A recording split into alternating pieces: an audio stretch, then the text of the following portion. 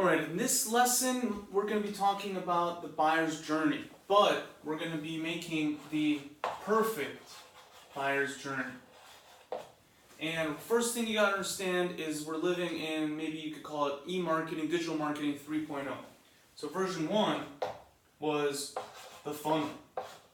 If you build it, they will come. There's just nobody else with websites, and so you have something, you're going to get traffic.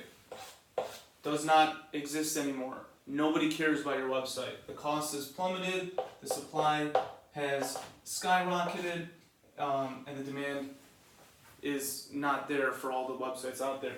So the perceived value is low. What you'll see is then, in Web 2.0, this double end-to-end funnel, where instead of hoping for free traffic from the rain gods, you're paying for traffic, and you're collecting an email address, and then you're selling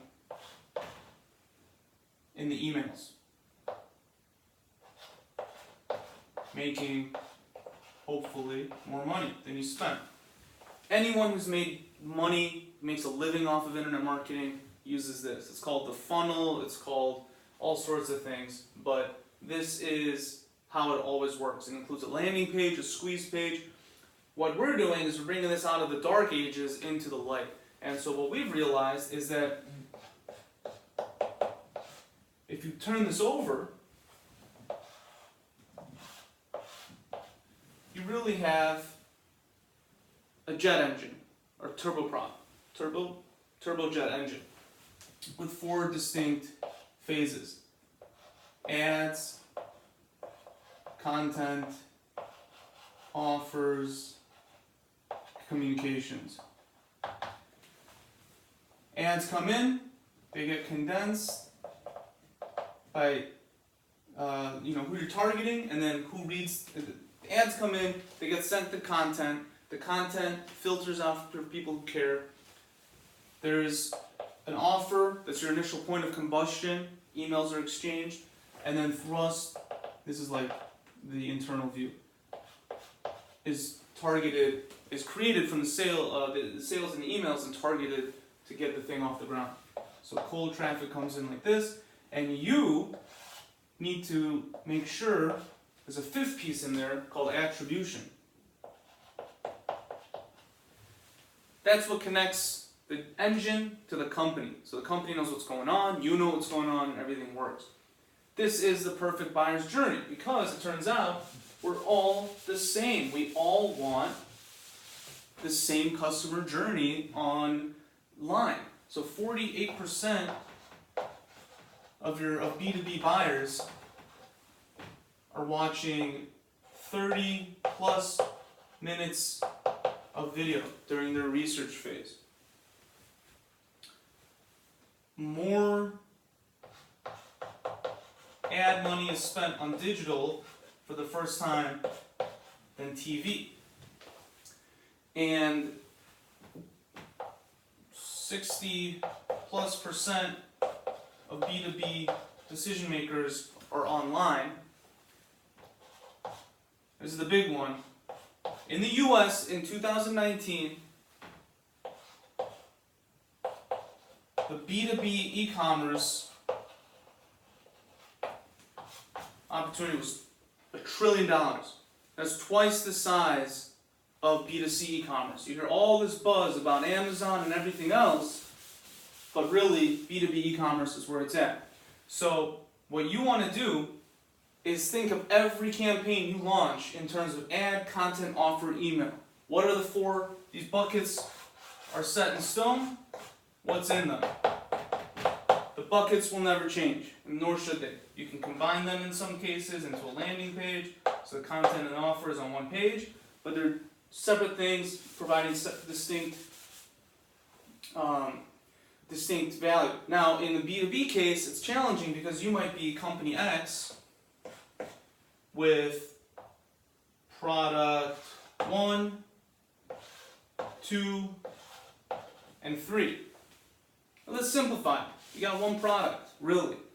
But call it buyer Y some buyer. You got the marketing chief, you got the finance, you got whomever else, right? And they're each going to use your product differently. So you have to market to multiple segments differently with different communications. Now, if you do have a product, let's say it's one product even, but it can be used in 3 different ways, now all of a sudden you have a many-to-many communications challenge. In B2C, you have one product selling to one person, one persona. There's only a certain type of person that's buying high-end, athletic yoga pants, right? That's your persona. You find the message, you spread that far and wide. But in B2B, you have multiple people, multiple things, so really you have 3 by 3, in this case, 9 different messagings that you have to communicate. And in reality, it's usually much more than just one, and much more than just 3 buyers, right? So it's much more than just 9. So how do you solve this? This is how you solve it. You make video content, and you show it to your segment on LinkedIn.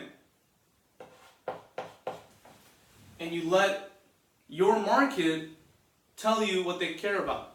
So you look at the data and you find out that operations and finance watch the video more. Let's say 2 times normal and 1.5 times average, let's say. So now you know ops and finance care about this. More importantly, you can make 10 videos and send them all to your segment, your industry. Let's say it's software, in our case. Right? Now on LinkedIn, I can figure out the companies that care the most, job title, seniority, location, etc. And I can figure out which video was viewed the most.